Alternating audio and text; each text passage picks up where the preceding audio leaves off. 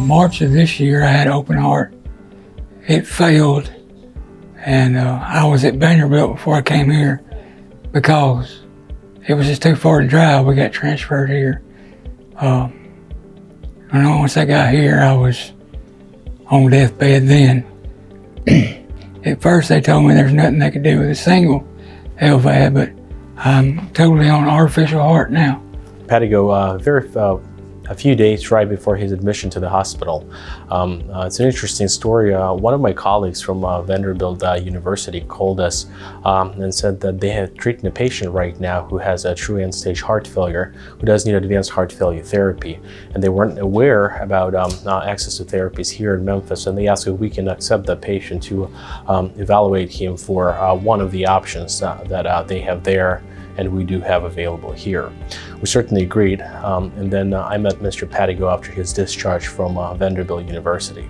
At that point, Mr. Patigo was extremely sick, and at that time, right away, he was admitted to the hospital.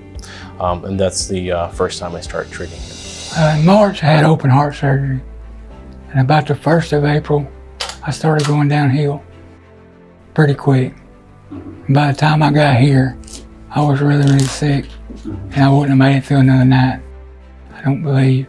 We see lots of patients like Mr. Patigo here, and right away, just knowing his past medical history, seeing how he presents and how debilitated at that point he was, I knew that his prognosis is extremely poor. I wasn't at that point sure that he can actually wait or make it through the surgery. I've had numerous heart attacks, numerous stents. I was dead for 45 minutes. That was a massive one. But they got me back and got me well. And then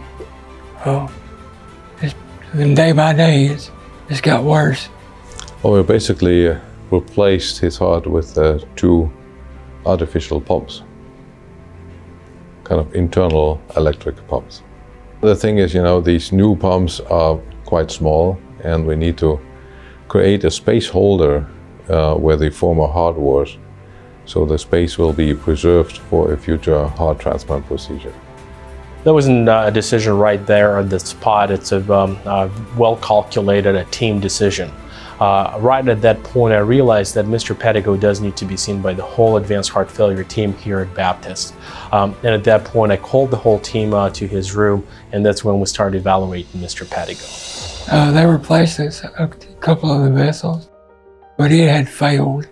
And while I was at Vanderbilt, they put 2 stents in to fix that, and they had put a defibrillator and a pacemaker in. That worked there, but I just kept, my heart just couldn't take it no more. So how many times have they opened up your chest? That's to be twice. It's rare, because usually we do all kinds of things in our power to support a heart and not to replace it. But it comes to the point that the heart is failing in a way that you cannot support it anymore. And then you cannot do so much.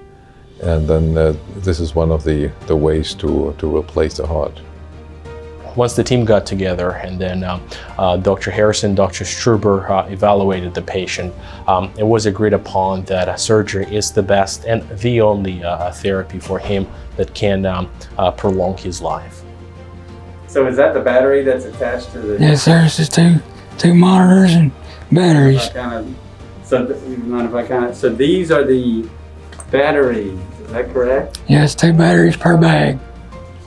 So are they attached to you now? Yes, they got a drive line, goes in here. So that line I see coming out is actually going under your jacket and it's attaching to something that it's going in right here. Wow. It's sending the electrical pulses. So you have to carry that all the time? Yes. Basically? Everywhere I go, it's got to go with me. So Mr. Pedigo right now discharged from the hospital, and he's doing well in his first visit here today. The goal for us is to get him better and get him stronger so he can be a candidate for a heart transplant.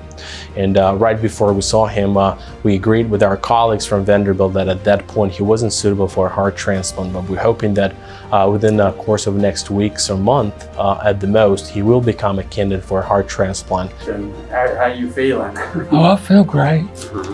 I feel real good.